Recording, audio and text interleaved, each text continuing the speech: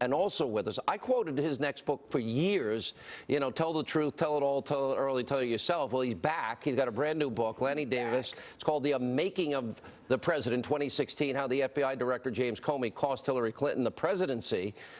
Okay, I disagree with the conclusion, but you are a good writer. I love the book. Former White House Special Counsel to the President, Lanny Davis.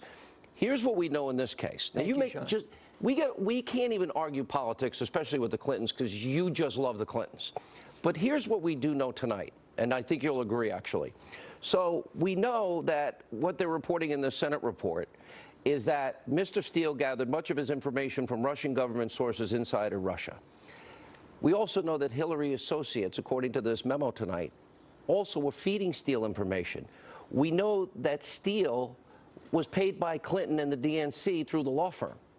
Then we know the bulk of the FISA that was brought on page in the Trump campaign was because of the Steele dossier, not verified, paid for by an opposition candidate, unverified information. Did you ever hear of anything like this in your life? I've never heard anything the way you described it in my life. Okay, no, but the reality is unverified information that came from Russia, of all places, and that was paid for. Clinton paid for the dossier. That's a fact. It's indisputable. It's incontrovertible.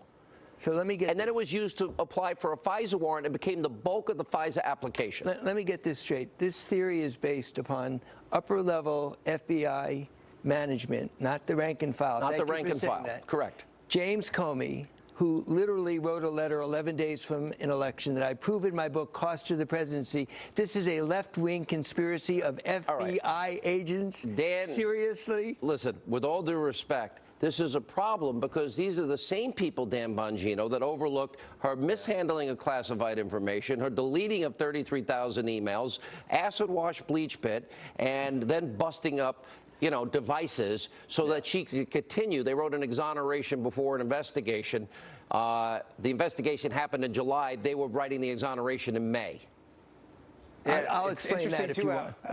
Yeah, it's interesting, by the way, how Lanny never answered your question and immediately went to the conspiracy theory, look at the red squirrel thing. But, Sean, let's stop calling this the Steele dossier, okay? It's not. It's the Clinton dossier. The information, if you read the memo tonight, is damning. Hillary Clinton's team essentially hijacked the FBI and the DOJ to use it to launder information they were giving to a former British spy to get it in front of a judge to spy on their political opponent.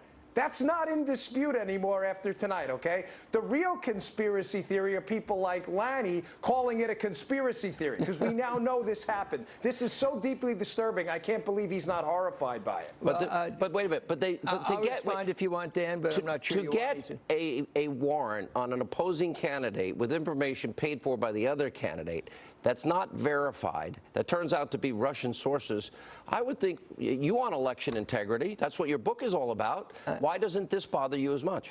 Well, let's start with the fact that there is a Republican Attorney General who isn't exactly recused himself, who isn't exactly listening to you, and a Republican Deputy Attorney General who Donald Trump praised isn't exactly listening to you and Greg, and with all due respect to Dan. And what is a red squirrel? I'm not sure about your analogy, but I did say. All right, I'm going to say this because I got to go. There is a need for due process, and you guys convict people on the air rather than letting the facts come out. Adam Schiff. He still didn't answer the question, by the way.